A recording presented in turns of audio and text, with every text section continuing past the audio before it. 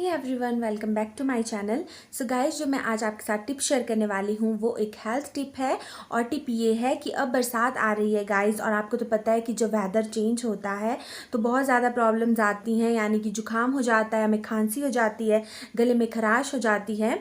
तो अगर आपके भी गले में खराश है या फिर आपको थोड़े से गला लग रहा है, अपना ख़राब हो गया है, तो आपने क्या करना है, आपने ले लेना है मुलेठी पाउडर, यानी कि लिक्विडाइज पाउडर लेना है। आपने चुटकी भर लेना है और उस मुलेठी पाउडर को आपने क्या करना है, खा लेना है।